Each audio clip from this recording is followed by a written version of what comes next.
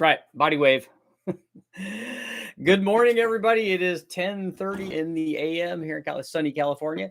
And today we're going to talk about the video that I just posted. I just got it up. So probably some of you that would be here on the live feed may not even had a chance to go take a look at it yet. But it is the comparison between heavy flywheel and drive plate versus the light flex plate and drive plate. And the reason I chose a flex plate is primarily because I had it. So people are asking, hey, why wouldn't you just pick an aluminum flywheel? You could. I didn't want to order one and just use it for this test. We had 20 flex plates sitting around from, usually when I get these motors from the wrecking yard, so like this 480 in particular, but lots and lots of other ones because I go get them there all the time. Whenever we get them, they're always from an automatic. They're always from a truck application with an automatic in it. I don't think I've ever found one or taken one from the wrecking yard that had a manual trans behind it. Because if I did, I probably would want to take the manual trans as well. But they're all from automatics, so they all have flex plates. Normally what we do is we unbolt them and the small bolts, we just throw all that assembly away because it's just something we're not going to use. But there were a few of them there, and I thought, you know what, this will work. This is lightweight.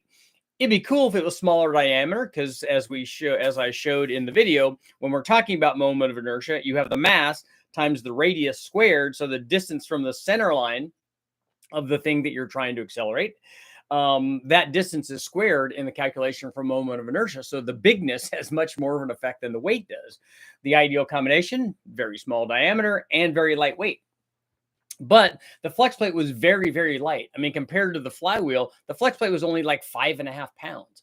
And I think that the flywheel was 21 or 22, something like that.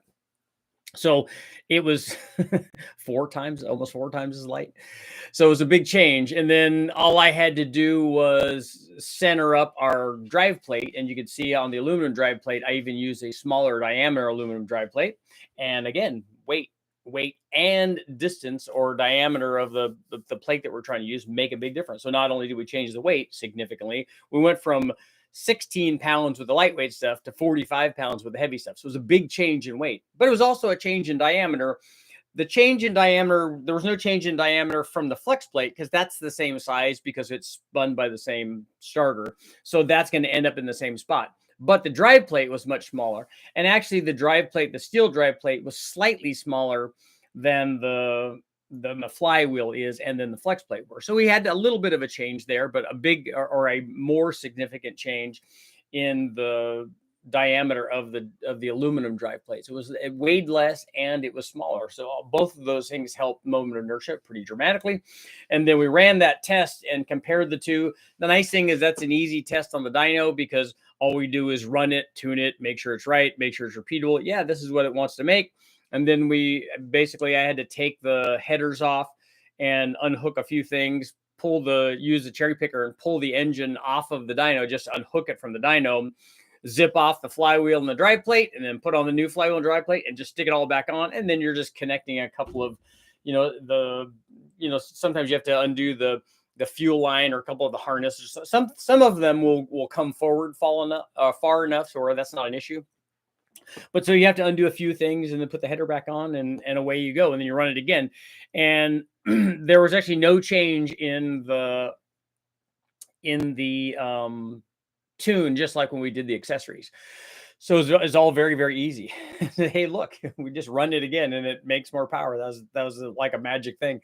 That's the ideal thing that when you're doing dyno testing, that look, we didn't have to do anything. We just changed those parts and voila, we made more power. And it did make more power. And it's exactly what we expected. Not the number particularly, but because I was curious about that. I was curious about what the total power change was going to be. And then where it would be in the curve, just like any test we run on the engine dyno. But the other thing we want to talk about today is we saw that it did change power. So if you haven't taken a look at the video, go check out the video. But the question isn't that. The question is, can we get too light? Like we went from 45 pounds to 16 pounds. What do you guys think? And this will be our poll for today.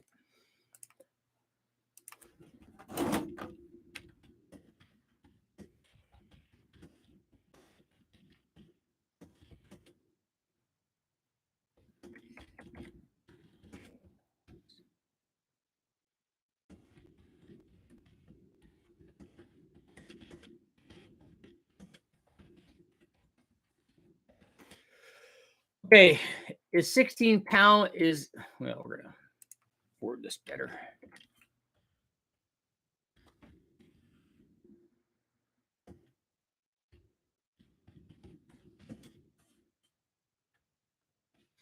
Is a 16-pound flywheel too light for a street LS application with a manual transmission? Because if we're just running a automatic trans, we just put the Flexplate on there and then you just attach the converter to that, and it's not a big deal. But if you had a manual transmission combination, and you went down from our 45 pounds, which it wouldn't be that much because you're clutching. Well, it'd be interesting to see. I'd be interested to see what the clutch and pressure plate weigh for some of these applications. I know that they have some lightweight ones. When we ran a Tilton triple disc clutch, which is very small and pretty lightweight on our road race car. But if you went from 45 pounds to 16 pounds, is 16 pounds too light for a street application? I'm getting comments like that already, although the video has only been up for a few minutes.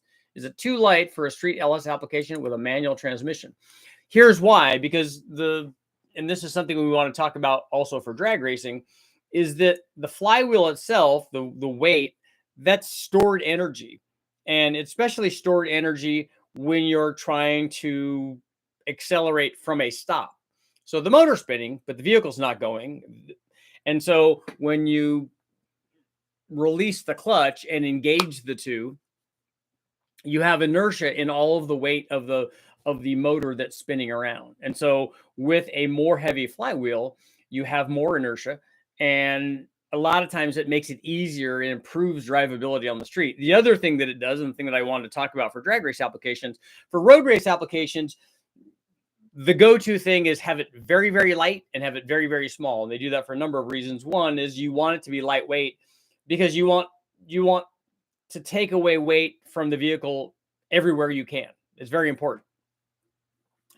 You want to take away weight because curb weight improves everything. It improves acceleration, reduction in curb weight improves acceleration, it improves braking, it improves handling, it improves fuel mileage, it improves everything. So less weight is definitely better. So if you can just take the weight off, that's good. If you can take rotational weight off, it's going to add power, improve acceleration, and that's good also. And if you can get it, around the center, obviously, as we talked about, making it small improves that even more. So that's good. But conversely, let's talk about drag racing. In drag racing, we're not too concerned with let's say, the response rate of the engine, at least not on the start. Because if we're looking at, changing gears, shifting, doing all kinds of stuff when you're road racing, you're doing that all the time. And so you're constantly accelerating up and down. That's very important. But on a drag race, I might argue, and this would be the discussion that we would have to have, that when you're launching the car, having extra inertia can help on that launch. And you're not paying any penalty for it, at least not on the launch. Because while you're sitting there, when you spin up the motor to whatever your launch RPM is, when you're, sidestepping the clutch, you're not losing any acceleration because the car is stationary. So all you're doing is revving the motor up. It's not hurting acceleration at all because you're not doing that yet. All you've done is spun up the flywheel. It didn't cost you anything. Again, at least not in terms of ET or mile an hour. But I would argue that it can help that. So let me know what you guys think in the comments. But so when you dump the clutch, all of that stored inertia helps get the thing going, which a lightweight flywheel stuff doesn't do. And we see that a lot if you've ever watched like Indy cars. So when you watch those guys or Formula One cars, because they have these super tiny little clutch assemblies, when you watch them leave the pits, these guys have to, they have to leave the pits and engage the clutch like at, I don't know, 7, 8, 10,000 RPM, whatever it is, and spin the tires so that they don't stall the vehicle. Well, a heavier flywheel makes that a lot easier. And that's why we see that, on the street, the heavy flywheel improves drivability. In a drag race car, I think it can improve the launch too. But then you'd have to argue, okay, what happens now when we have to shift the other gears? Does the higher rotational weight, does that keep the motor spinning as stored energy during the shifts? On the smaller and lighter flywheel, because it's made the motor more responsive, Does it also make it more responsive in the other direction? The answer to that is yes. So if it accelerates up faster, it also accelerates down faster. So on the heavy flywheel, does that improve acceleration through the gears? Like, does it have the stored energy through all the shifts?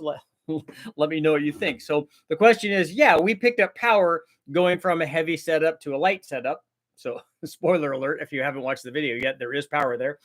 But the question is, can you get too light? And then more appropriately, can we get too light for specific applications? Like I said, for a road race car, there's no choice.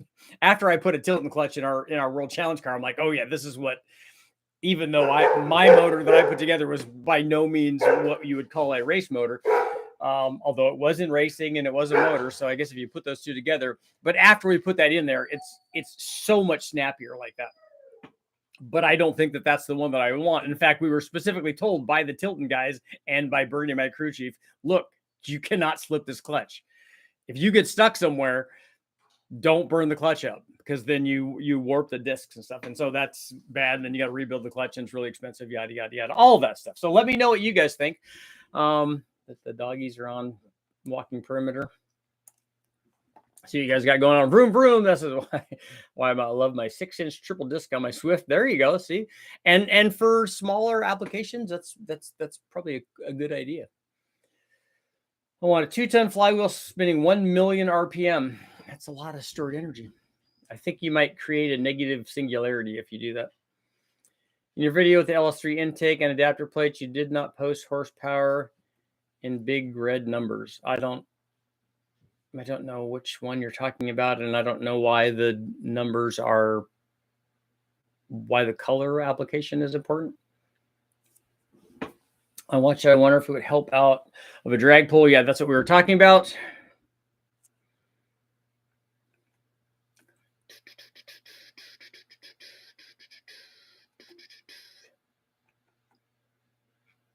We think changing weight changes harmonics. You might find a bad one if you look for one. Yeah, Amos, that's another good point. Is you can change vibration frequencies in the motor with changing that weight. I mean, these are all neutral, so they're supposed to. So from a balance standpoint, there's no change, but you can change frequencies though. Any place you can lighten the reciprocating assembly will make the engine rev up quicker. Drive a stick for a while, you soon realize that every start is a hill start. Yeah, that's always the thing when you're first learning to drive, is the dreaded hill start. Can you do that? That's why they had who had those? Subaru or somebody had hill holder clutches so that you wouldn't roll back. It's an interesting deal. But it's just a matter of, getting the engagement and the throttle and release and stuff, but it all works. But that's part of driving. That's part of the fun of learning these things, is that you got to learn how to sidestep the clutch. You got to learn how to clutchless shift if you're racing. You got to learn how to drive on a hill. And very important for places like San Francisco where there's that stuff all over. Model Y Fords came with a 68-pound flywheel. They're hard to install when learning to drive. It makes a big difference with a lightweight flywheel. Yeah, we put a lightweight flywheel in my, and then a puck clutch in my Focus, and it was certainly not as driver friendly, like street friendly.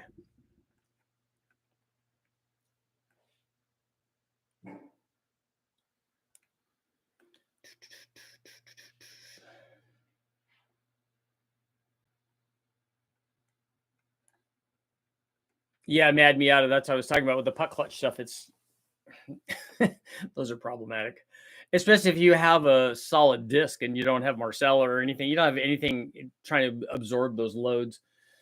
McLeod RXC 16-pound flywheel. Have to launch at 7,200 to get a good 60-foot time.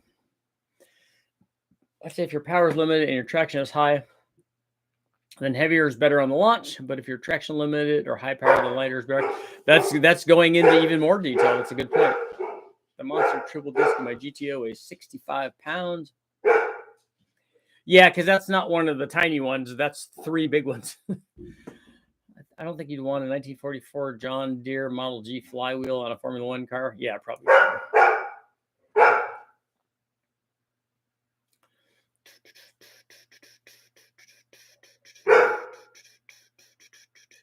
Would there be a power increase at a constant RPM? I would like to test that. And actually the reverse of that also. I should have run tests at multiple acceleration rates, because we can do that on the dyno. We can change the acceleration rate.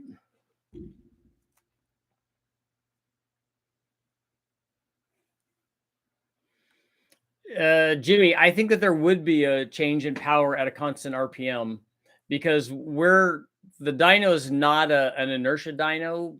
It's the way that we have set up, let's call it a hybrid inertia dyno. The rate of acceleration is controlled at 300 RPM per second. And when you do it on something like a drum, you just have a fixed weight, like on a chassis dyno, you have a fixed weight. And when you change the power output of the motor, you're changing the rate of acceleration. You're changing how quickly you spin that drum up. You'll definitely see it there, as we saw with wheels and tires. And I've done carbon fiber drive shafts, which make a little less of a difference, because if you don't change the diameter dramatically, changing the weight helps. But as I said, changing the diameter is a lot.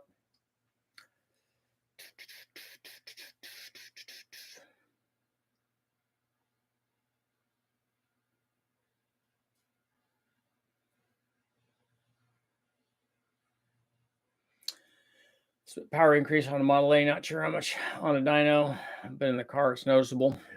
I can tell you that when I put the big heavy wheels and tires on my Toyota Yaris, when we put the TRD 18-inch wheels and tires on it, it was a lot slower, because they were big and they were heavy. Not a good thing. Also, when we did big brakes, I did a chassis dyno test with going from small factory rotors up to some, and I think I did this on the Civic, because we had some bare brakes that we put on there, basically Corvette brakes that we put on the Civic, and they were awesome, because they're way oversized for a Civic, but they did cost some power.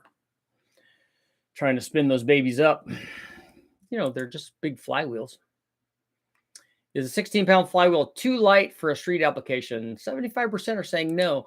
I think I was talking to my buddy Bernie, and he was saying for street stuff that the crossover for that would be less than that. I think he was saying 10 or 12 pounds is kind of where you'd want to be above on a street application. But again, that also would be application specific. What motor do you have this in? Do you have it in a 500-inch Cadillac? Do you have it in a 1-liter Chevy Sprint? Where's Frosty Cold Beverage? No Frosty Cold Beverage this morning. I already had that for breakfast. It's breakfast of champions. Took the doggies up for a hike in the hills. Saw some deer and horses and squirrels and all kinds of stuff. That's good. It's good to get out and let them run around. Be dogs. Be dog. Yo, be dog. So I want to go back down and run some more tests on the blower on the M90. So I want to run a bigger inlet. I want to run an intercooler. And ZZP has a 2.5-inch pulley. I could go from the 2.6, which is not going to be a big change. But then I will also want to try a new camshaft. And then I want to put this flywheel assembly on there, because it's going to gain me power, and then get rid of the accessories also. We should see some pretty big numbers doing that. I also want to talk to, in fact, I want to look that up now. I want to talk to the ATI guys about a bigger crank pulley.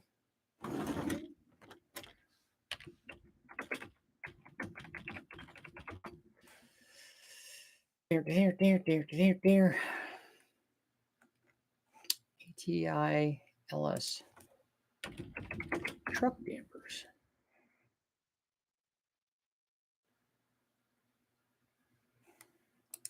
Chevy. Super dampers.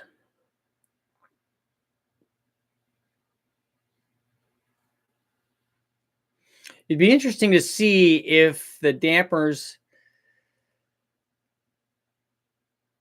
if a heavier damper makes less power. Small book Chevy V6 LS. Counterboard to accept drive mandrel. Okay. GM supercharged dampers, Corvettes, Camaros, Serpentines, LT1, LT4, LS3, LS7, Copo Camaros, L86,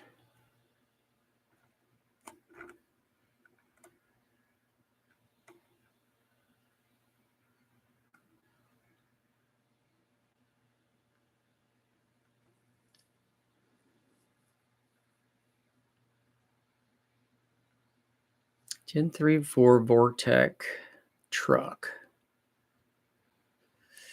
Outer diameter 7.48.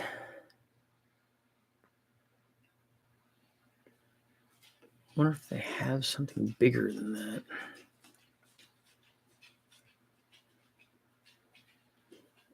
Ooh, there we go. And I need to put some of their supercharger pulleys. They have some that go up near 10 inches. That'd really spin that little M90 up nicely.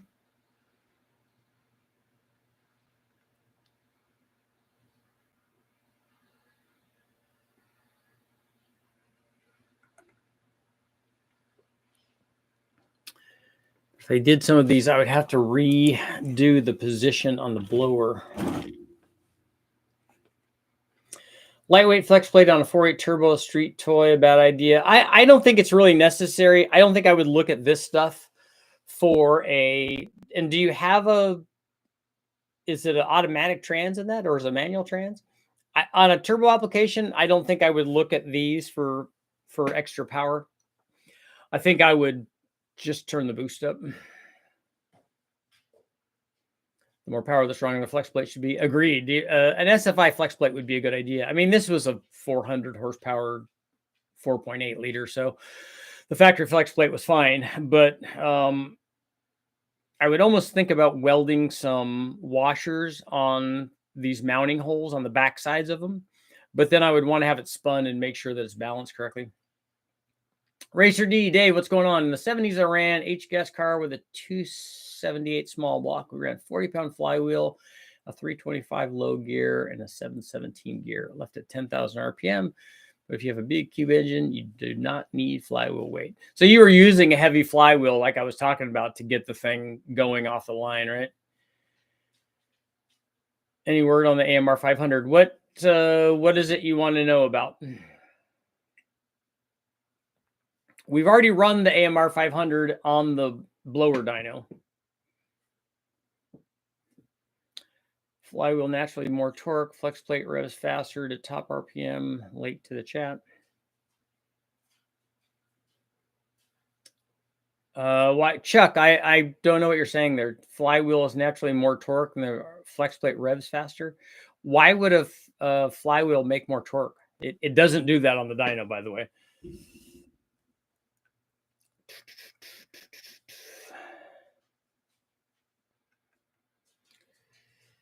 Talking about automatic trans on a torque engine. Yeah, I agree. I mean, the design of the factory flex plate was for for stock power levels.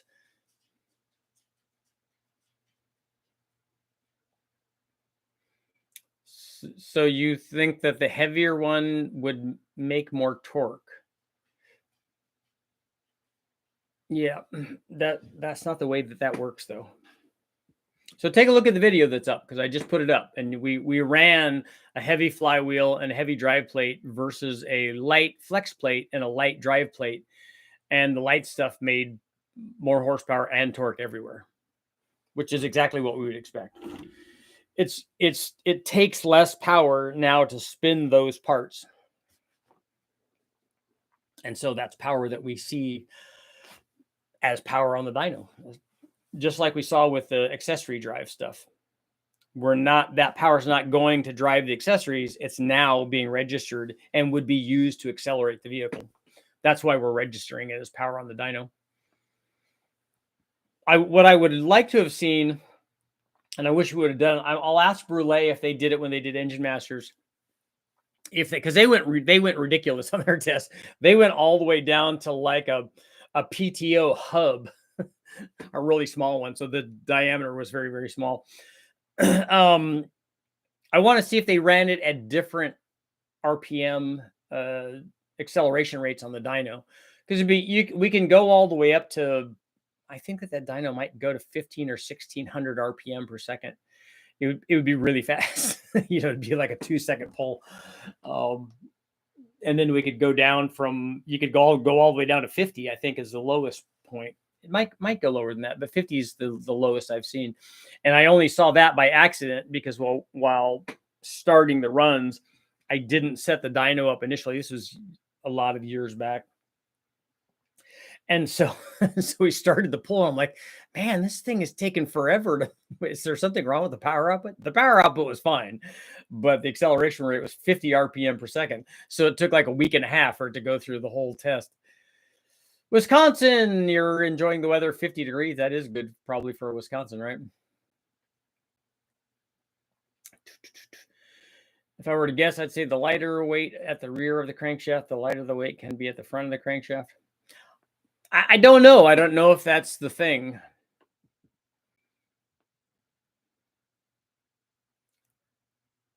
As long as balance is still okay. Yeah, all these are neutrally balanced, so that should be fine. And although I say that, given all the holes that we have in those drive plates, I think it would be really interesting to go over and spin them to see if they are indeed still balanced.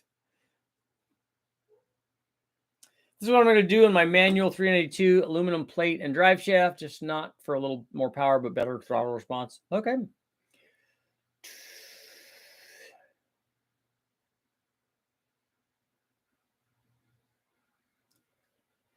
It makes more artificial torque. I don't know what that means. So if you're to wrap it up and then release the clutch, it's harder to slow the momentum of the engine. Richard, can you recommend a novice tuning software and what equipment and parts are needed for optimum results? I don't know what you're trying to tune. And there's lots of tuning software that probably free stuff that you can play with online. So if you're trying to learn that, I would go on there and familiarize yourself with any sort of free tuning software that would be online. Go watch tuning videos on how these people go over a lot of really, really good stuff because they're real tuners. Real tuners. But watch that stuff, familiarize yourself with that, look at how you manipulate things. And then also, if you watch a lot of these videos, a lot of the good guys will go over not just what button you push to change the thing that you're trying to change, but why you're doing that. Like what happens if you don't do that? And then what happens if you do that? And they go into that. Like, why do you want to run the thing at, 12.8? Why do you want to run a supercharged motor at 11.5? Why do you want to take the timing down? Hopefully they go over some of that stuff. When are we going to see twin M90s? I know I want to do that. Oh, let's see. Artificial torque. Okay. Oh, it makes artificial torque. Okay. That'd be a good test. At what RPM does an engine go unbalanced in a street application? Do you mean if we have something attached to it that's out of balance? I had a commercial break. Did you say what the L67 crank pulley is stock? Yeah, it's just under 7 inches. Real tuna, exactly. AMR testing from Europe. Yeah, that's done. I already have the data on that.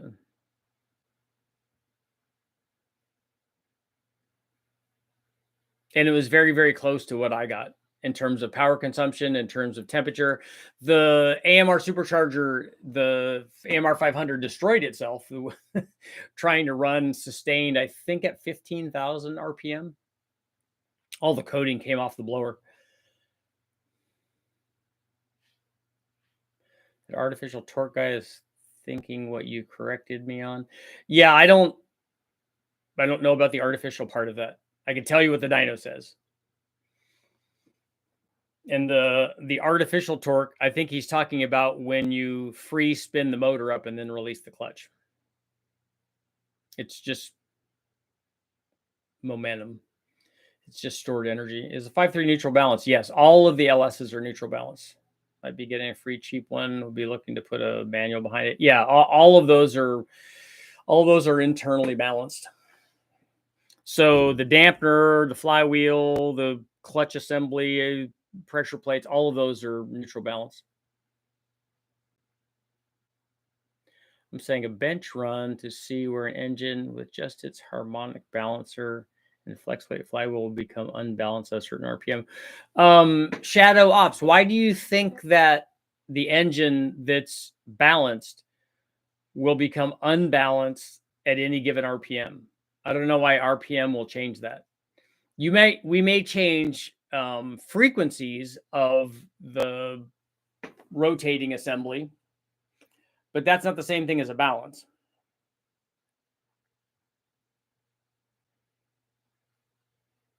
Watching your videos with 6.0 and 6.2 mods, the same thing. Yeah, essentially. I have 6.2 videos up too, but you can run the same things on the 6.0 and the 6.2. They both will accept rec port heads, which is nice because if you're putting factory heads on and you can put a factory set of rec port heads on, those flow more than any of the factory cathedral port stuff. But all the cams and everything, all of that works.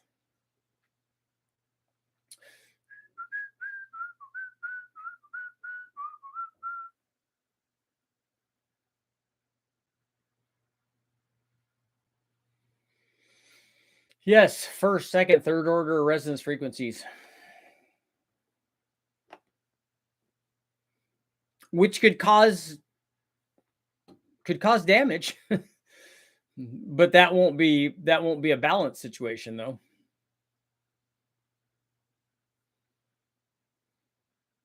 Although I guess we could you theoretically call that acoustically balanced?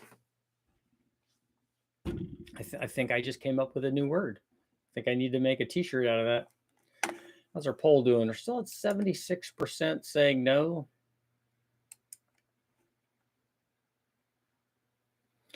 Richard, will all M90 superchargers bolt to all 3800 series motors that were used in Chevy Camaros? The supercharger doesn't just bolt onto that 3800 used in the Camaro. Camaro has a completely different cylinder head and different intake manifold. What most people do for those is they do what's called a top swap. So you take the cylinder heads because you have a different injector position. So on one you have injectors in the head, and on the other you have injectors in the manifold. So you change and put the supercharged cylinder heads on, and then the supercharged lower intake manifold, and then you will accept the supercharger. But remember also that the supercharger feeds from the back on the Camaro, and so all that's going to be underneath the cowl area.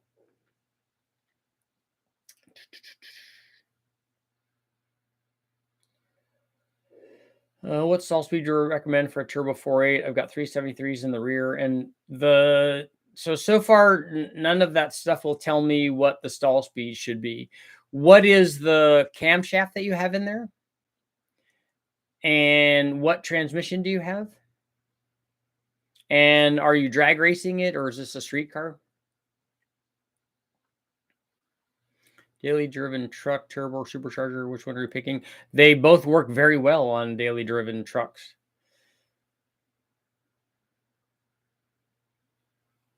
So the choice isn't that. The choice is which one do you like? Which one can you put in yourself? Do you want to have the extra heat and plumbing associated with the turbo? Do you want to have the short runner that's normally associated with some sort of positive displacement blower? Or you could pick a centrifugal blower too. And then do you want the lack of low speed power associated with a centrifugal? All of these things are really subjective and things that only the guy picking can answer. A BTR torque cam and a 4L80 E-trans. You can run a stock converter on that application, but something bigger like a 2500 or something will probably help. And are you using it to drag race, or are you just driving it around? Street truck, yeah, you don't need a very, very high stall converter for that.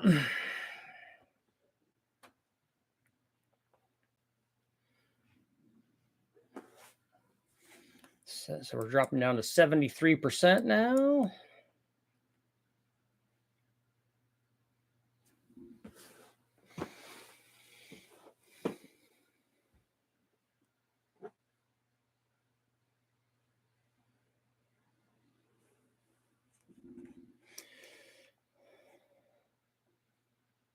Snapping turtle, is that a racing turtle that you got a little insignia there?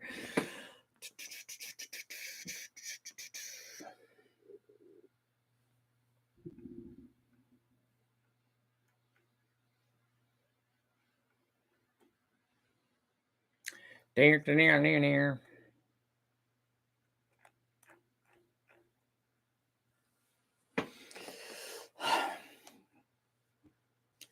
I think I want to do a couple of more, at least one more.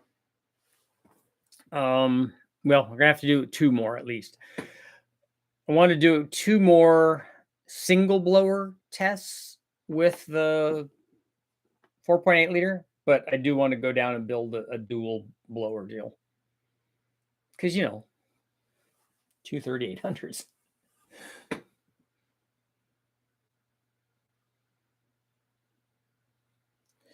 Valiant, you want a 40 horsepower increase from your turbo? How much power does that thing make stock? Is that like a 40% increase?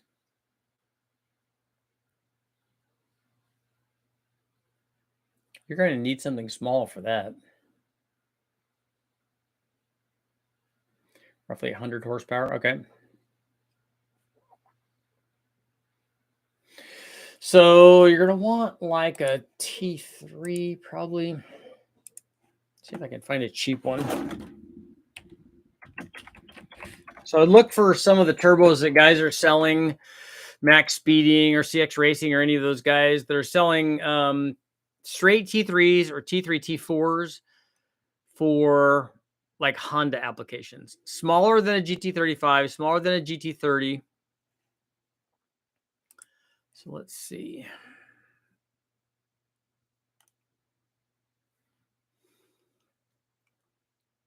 You want something, look for something that their advertising makes like 300 horsepower. T3 TO4E, anti-surge. We don't care about any of those. GT30, no, we don't want those.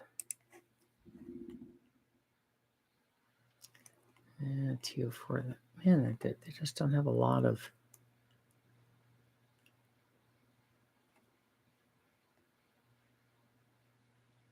Man, they want some real money for some of these supposedly inexpensive turbos.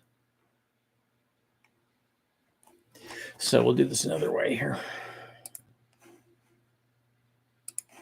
Let's look up cheap T3 turbos. Here's a universal max speeding turbo for $95. How can you go wrong?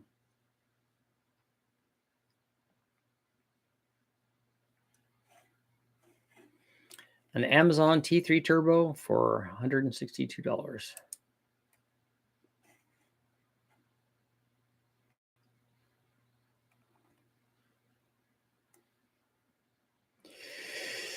Universal T3, T4, TO4E, 0.5 AR, 0.63 AR on the hot side, 1.5, 2.5 liters and $159.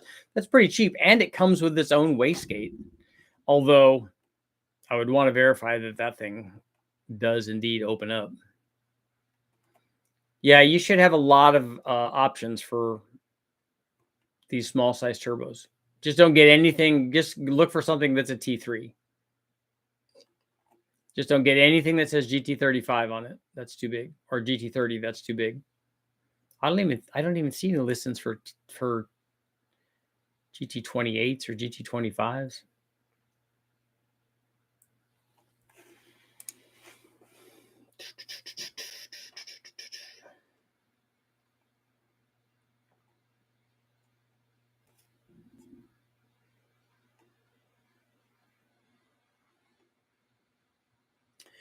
Man, 5.3s had different snout cranks. Yep, that's true. I'm shooting for 600 to 700. Your videos are what I base my. I've watched a lot of your videos on the 4.8s.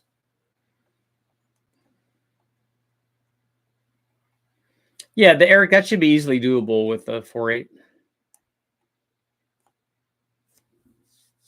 D, what's up? Glad to see you, Shadow. Burnsy's in the house. Is there any red flags when buying Amazon, eBay turbos, things to show to stay away from? I don't know how you recognize that from a listing. I've had pretty good luck with all the inexpensive turbos that I bought. They've all worked on the dyno when we run them. Is there a downside to a ladder flywheel? Yeah, we talked about that earlier about the drivability, because the responsiveness can be too responsive on the street, kind of like a big throttle body that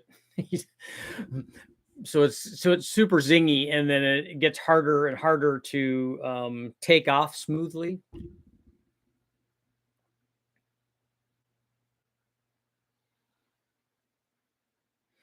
Corey, you can look at reviews and see what people have to say. I have never, in the turbos that I've bought, I've never looked at a review. That I'm not telling you that that's what you should do. I'm just telling you that I don't even bother with that. What's your opinion on a GBC 900? I'm not even familiar with that, so I don't know.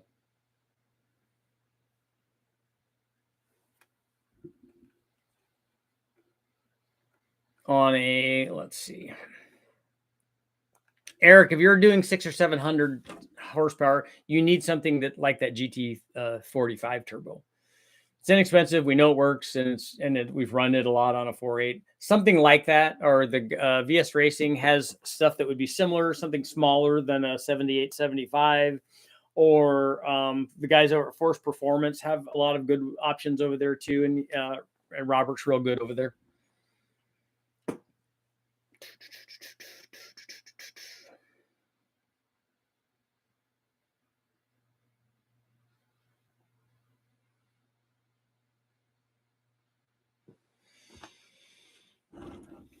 So I have a company that's been hitting me up a whole bunch about doing raffles. Should I do raffles? Should I raffle away some of the stuff that I have, camshafts and turbos and things like that? Let me know. Let me know in the comments what you guys think. Would you guys like it? Would you be interested in that? You ever want to test one of these engines? I have a good running spare that you could use. I'm fairly close, 4 or 5 hours from West Tech. Are you north of West Tech, Valiant? And is it an Iron Duke? Is that what's in there?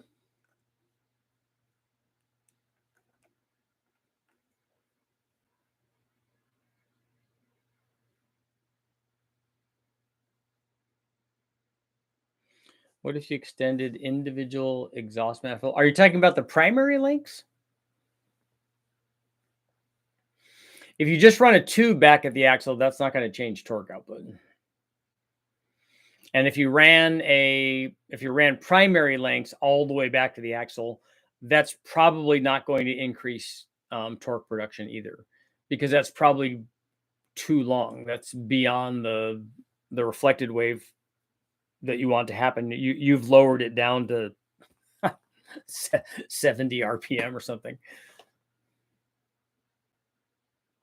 Does a 6.2 need valve springs, or if you're changing the cam in a 6.2, you need to change the springs in it. A 6.2 just has the LS3 springs in it. So you put a camshaft of 550 lift or less in that.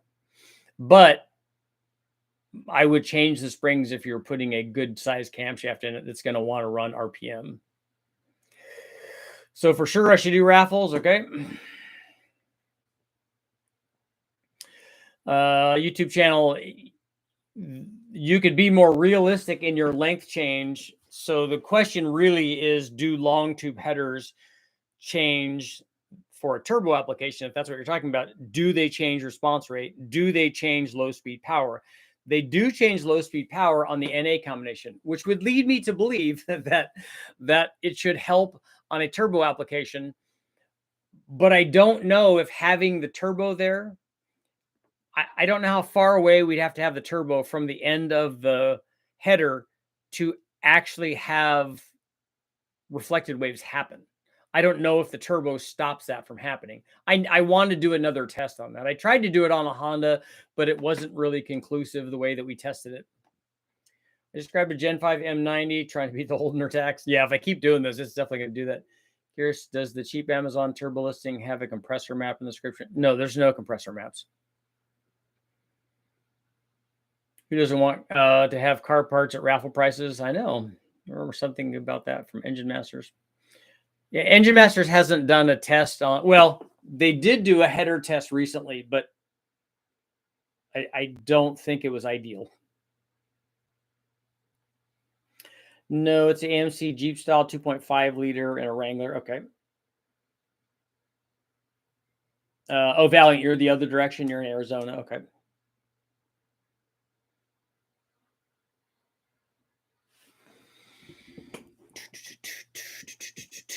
We'll be on tonight. Yes. Some of the Amazon turbos have maps. Some don't. If you want to spend a little extra, Pulsar makes really good turbos for $600 to $900. I haven't seen maps on any of the CX Racing stuff or any of the Amazon ones. Have you, which ones have maps on them, Burns? I don't think I've seen any of those. Unless they're just copies of old ones that they had existing maps on, I guess. Still 75% saying nope.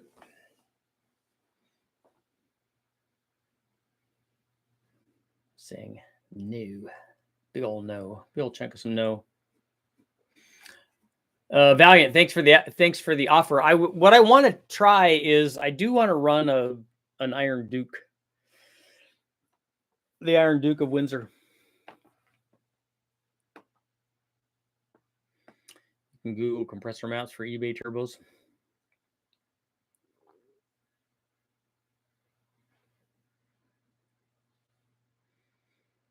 I also want to run methanol, and I thought that running the M90 supercharger on methanol would be good. Be a good application.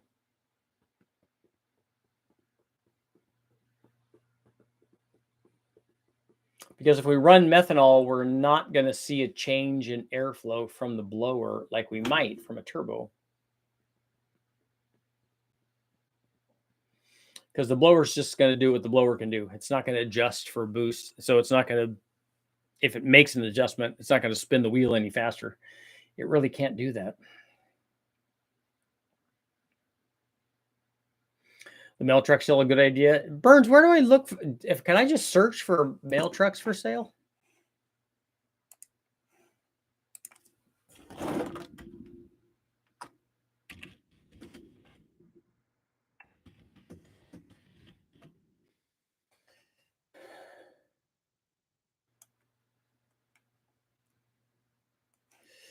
GovPlanet.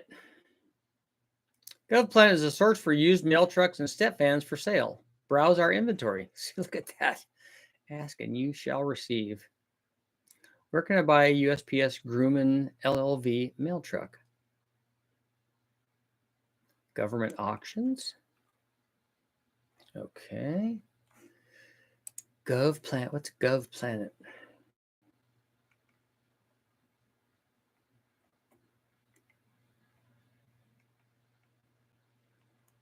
Those are not. There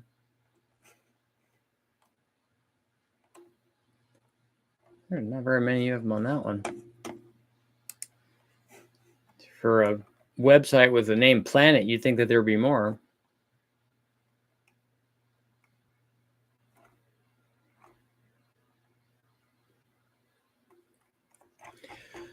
Let's see.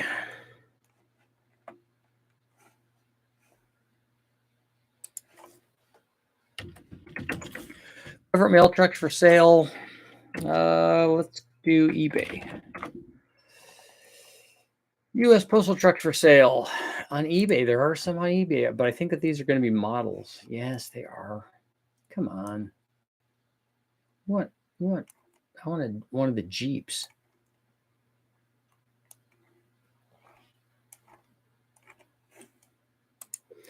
Yeah, that's not working out.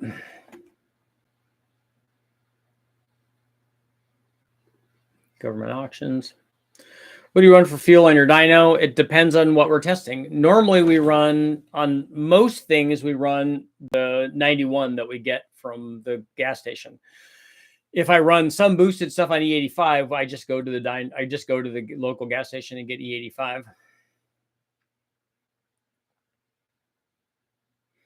Right-hand drive Jeeps or UPS mail trucks? I would like a Jeep, because I want a Jeep that has the Iron Duke in it. The GBC 900 is a 6774.82. I've been leaning towards it because it has a map and have the reliability of a Garrett. It's also been looking at a VS 6673, cheaper but no map. I don't think you have to worry about a map, because we already know, like with that GT45, I've already run it, 700 or 800 times, so we know what it does, and on a variety of different motors. I've not run that particular turbo, so I don't know exactly what it does. It should do something comparable. And if you like that and feel that you're compressor map savvy enough and know what it's going to do, then you should step up.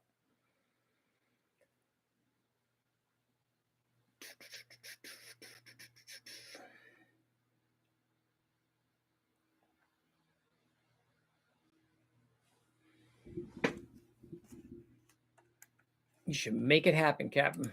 75% is a 16 flywheel too light for a street application.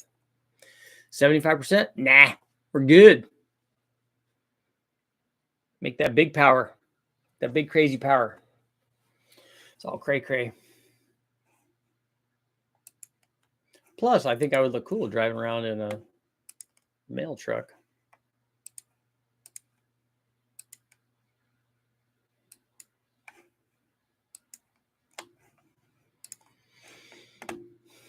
So I can make that work. For the last minute and a half or whatever we have, I'll go over to live chat. It's live. Coming from the world of GM V6 engines, I've always wondered why the V8 flywheels are so heavy. The Fidenza flywheel for my V6 was 8 pounds. Nice. That is light.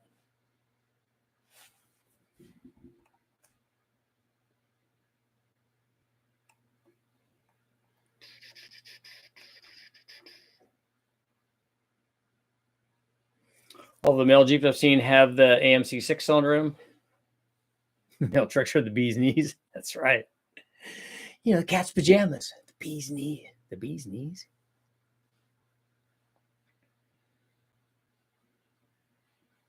By the way, is a 3.4 liter V6 come up from a Camaro? Oh, for your flywheel application?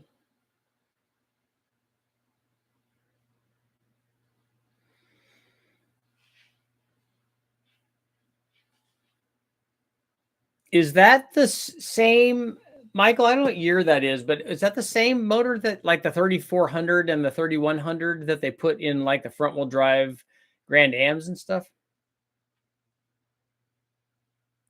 Hi, that's an acceleration comparison. Okay. But the acceleration rate is fixed. Not like it is on an inertia dyno. Although this is a technically an inertia hybrid.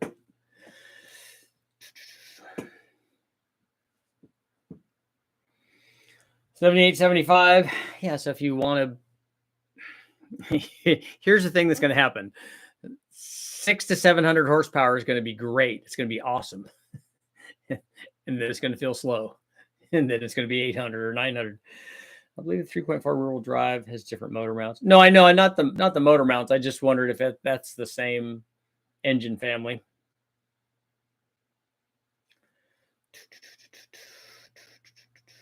What is the power loss going to the wheels on what?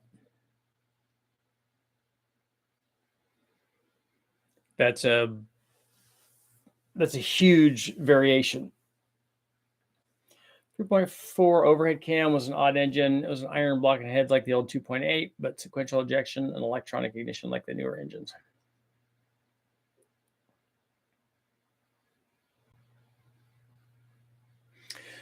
Kevin, the engine really has not nearly as much to do with how much power you lose going from the engine to the chassis dyno, if that's what you're asking. It depends a lot on what configuration you're running the motor on the engine dyno, and then what configuration you're running it on the chassis dyno, and then what the transmission is, and what the drive shaft is, and what the rear end is, and what the tire size is, and all of that. There's a ton of things that go into that. There's not a singular answer. But if you estimate 100 horsepower, that's probably pretty close. There is a postal vehicle for sale page on Facebook. Okay, I'll have to check that out. Okay, let's go. Facebook. Search. Postal vehicles. Man, I didn't even get close on that spelling. Postal vehicles. Oh, look at that. Jeeps, Jeeps, Jeeps. None of those look like postal vehicles. Those are all Jeeps. Postal vehicles, buy, sell, trade. This group is for mail delivery vehicles. This group is private. They're not going to let me in. They don't like me. Badge vehicles for sale, trade, bagged vehicles. Wow.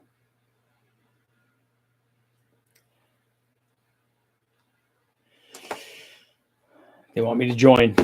I don't know. Sounds like the man trying to keep tabs on me.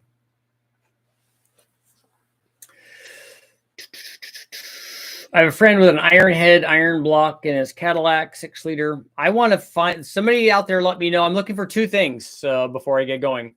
Two things I need. One, I need a set of Fuelie heads. So 186, a 292, 041. I'm not looking for a numbers matching thing. I'm just looking for a set of heads that I can run on a motor. So if anybody has any Fuelie heads, please let me know. And also, I'm looking for iron LS heads.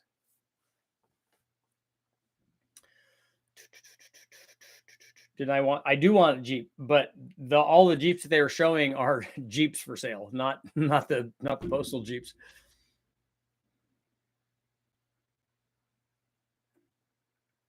$3,100, $3,400 had aluminum heads and roller lifters. Okay, so it's more fancy.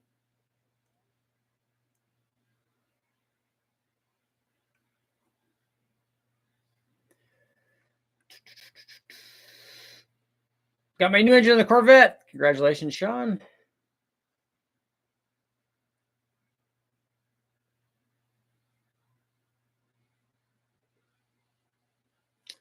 Oliver.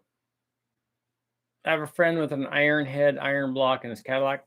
Yeah, let me know if he wants to get rid of the head. I mean, we've thrown a bunch away. You know, that happens. When you save everything, you don't use it. And then as soon as you throw it away, you're like, that's what I needed it. Yes, I need iron LS heads and a set of 60 to early 70 Fuelie heads. I need 64cc chamber, 202.16. Subject to the pole. My new clutch has a steel flywheel with it instead of my old setup with aluminum. I want it to be less annoying. I get that. We talked about drivability earlier, and it's important.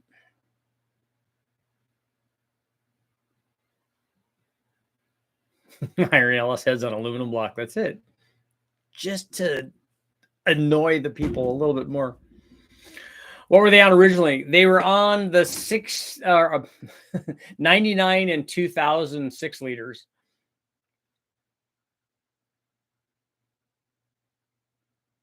Have a set of LS7 heads you can have. One needs some repair. Yeah, I don't need LS7 heads. I mean, I appreciate it, but these are ones that I want to test. Isn't 202 bigger than OE? No. The Fuelie head's a 202.16. They had some that had 194, 1.5 valves in them, but that's not the ones that I want.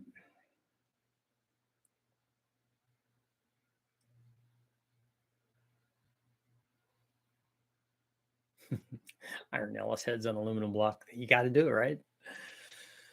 And then I'm gonna have to, like, if I test those on an aluminum 5.3, which I have, then all 6-liter guys are going to lose their mind.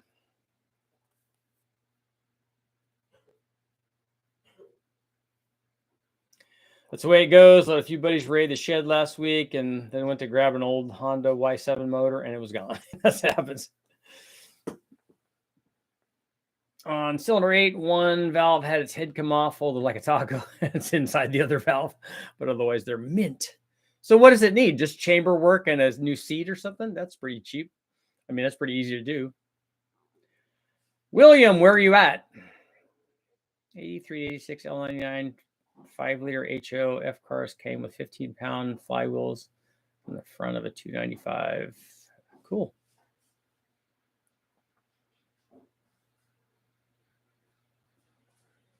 Yeah, let me know, William. Do you have a set of stock? Prescott Valley. Where is that? Is that in Arizona?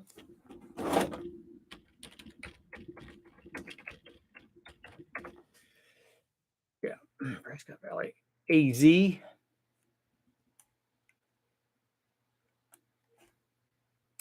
Is there a map there?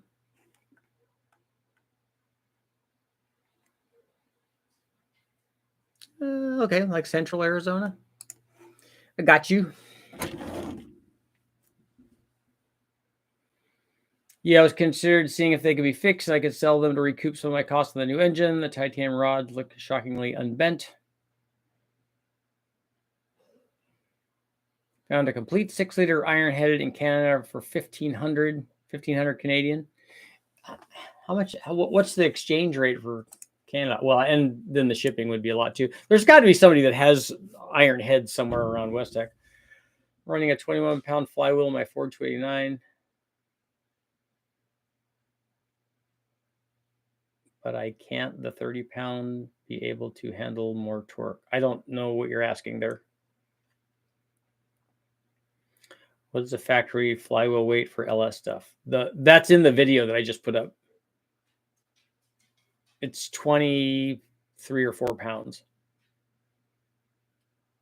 Given the 3-inch crater in the sleeve on cylinder 8. Yeah, so we're going to go ahead and close our outer pull. I got to get going. Got stuff to do, people to see. In Canada, 317 iron heads for 200 Canadian. What's the exchange rate for Canada right now? Oh, Canada. My home and native land. Can a 30-pound flywheel handle more torque? I don't know why you think that the flywheel is torque rated. Do either one of them have an SFI rating on them? 200 Canadian rubles. Let's see.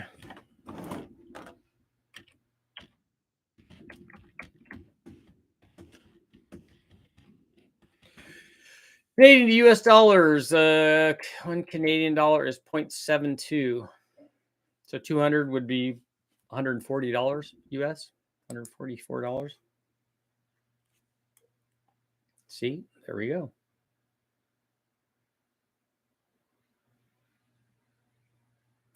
I know I wasn't quick enough. I know their anthem.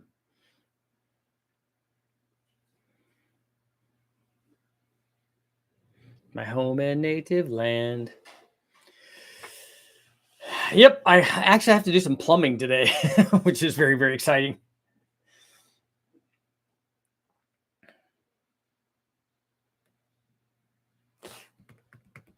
And on that note, I will see you guys all tonight. And I'm trying to also, in the midst of all this, also do the 3,800 and 4.8 liter video. So maybe I'll get that up going today too. But if you have not, please go take a look at the lightweight flywheel and marvel at all the wonderful horsepower and see we learned like Canadian dollars to US. That's all good stuff today on the live feed. I'll see you guys tonight.